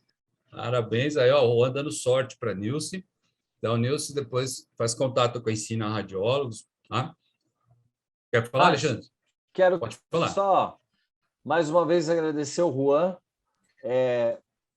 Quem conhece ele como palestrante, tudo, sabe o tanto que esse cara é especial, ele é diferente, ele é um cara que busca um conhecimento muito diferenciado, que serve um exemplo, serve de inspiração para os profissionais que a gente tem que ser no futuro. A gente tem que preparar muito melhor os nossos técnicos, os nossos tecnólogos, mas desde quando eu assisti a primeira palestra dele, se não me falha a memória, foi em Fortaleza que a gente se encontrou, eu acho que foi isso, né? Eu vi que tinha muita coisa diferente. Mas aí ele teve visitando a gente aqui na Ensina, a gente já teve junto em outros lugares. O ser humano que esse cara é espetacular. Deus tem coisas maravilhosas para o futuro dele, para um cara largar tudo aqui, ir lá fazer medicina na Bolívia. É um cara que ainda está buscando conhecimento, não é só para ele. Ele está buscando medicina, conhecimento para ensinar os outros e para cuidar dos outros. Cara, você é um anjo mesmo aqui na Terra, que Deus te abençoe, que seus sonhos sejam cumpridos, conte com a gente na Ensina, para o que você quer precisar, para você conquistar esse sonho, porque não tem tanta gente igual você no mundo, né? Então você merece realmente ser muito prestigiado. Foi uma honra ter você aqui hoje. Eu sou um cara que já lidei com muita gente boa dando aula, e você está entre os poucos dessas pessoas que realmente nasceu para ser professor, na veia mesmo, na veia e na artéria, como você deu aula aqui. Obrigado, foi uma honra ter você aqui hoje, e agradeço a todos também que estavam aqui presentes. Foi uma honra ter todos vocês aqui. Márcio, pode finalizar. Obrigado mesmo. Parabéns, obrigado, professor. Márcio, Fiquei até sem palavras agora, emocionado. Obrigado de coração, professor.